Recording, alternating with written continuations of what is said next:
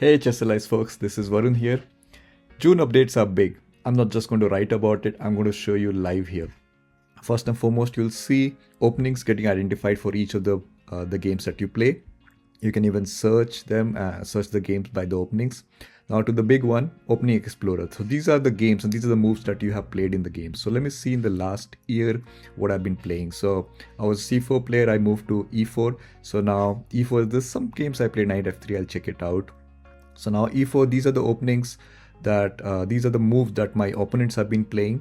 I see E5, which is being played well a lot of 38% of times. C5 is where I'm scoring low. So I have to see what's happening there and I can explore and see what all my opponents are playing. What do I need to improve here?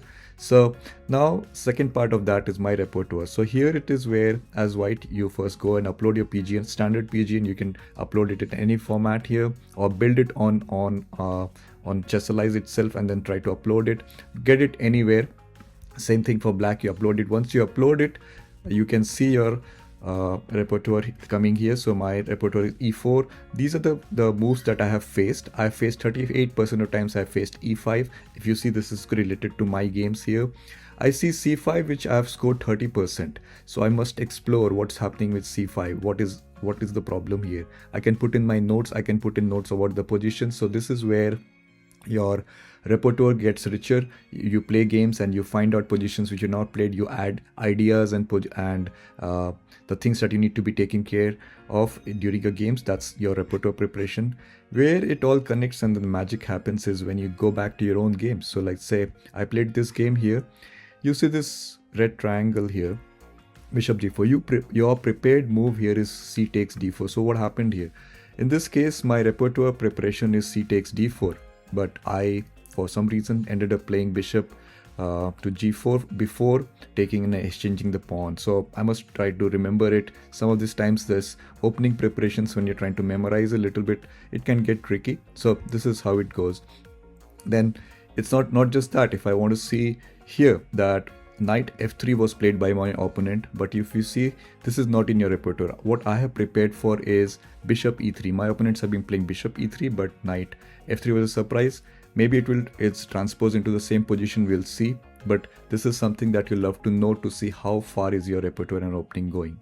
To make the openings explorer much more better and much more richer, we have also added a way to sync up your lifetime games. This is available for all the premium users. You can use that to get all your games and then you will see the openings for all the lifetime, and then you can select time windows to see your win rates and how you have progressed in those situations. Now another feature that you see is saving any arbitrary position from your game into a flashcard. So you see all of these critical moments already categorized into and saved into your flashcards. But let's say this one, and let's take a position here. So let's say I played queen e2 here, but just for demo purposes, let's assume rook e1 was a better move. I'm going to take an exclaim mark. This is a new feature. You right click it and there's an easy way to annotate any position here.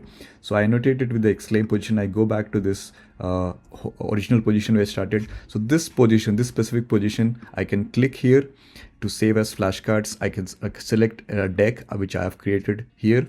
And then if I go back to the flashcards and open the decks here to find my positions here, this is saved. So now in this case, queen e2 is going to be wrong move here, and rook e1 is the correct move. You can add multiple correct moves. You can create positions from that.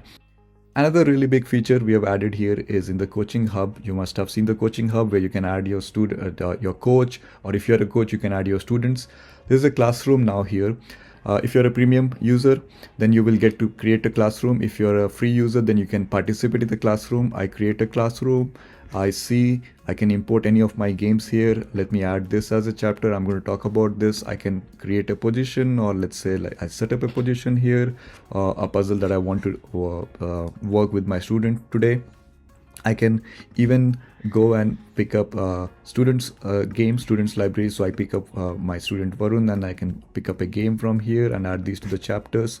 So these chapters are this. One of them is live, other I can do to present it. You can see if those chapters, the student can see the moves or not see the moves. You can give control to the student. And we can even create an open enrollment, so anybody with a link can join, or you can copy the link and share with the student to which student you want to do. You can invite them like this here. You can give controls to the student here. So let's see, once the student join, you will see a control button that you can give them so that they can also control the moves.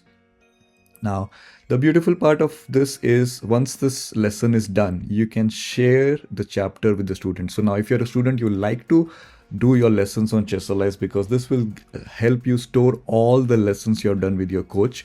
You can search. We are going to add more AI features for summaries, which can help you identify and see what you're learning. If you want to just see, there was one lesson where I've done leucine and Philadelphia position, but I don't remember when and how. You can search, and then you can able to find out the exact sessions and the chapters that were there, and you can replay and find it out. So those, along with a lot of bug fixes or some bug fixes while uploading manual PGNs, now you'll get a much more simply identified error moves that are wrong or incorrectly encoded in your PGN, so there are no funny crashes. Engine is getting better, and as always, we have added more features. We are going to be adding soon more capabilities like time sensitivity, more of that coming. That's it for June. Go try it out, break it, explore and see what's missing. What more do you want? Keep sending your bug requests, keep sending your feature requests. That's all. And thank you all folks for being here. Happy training.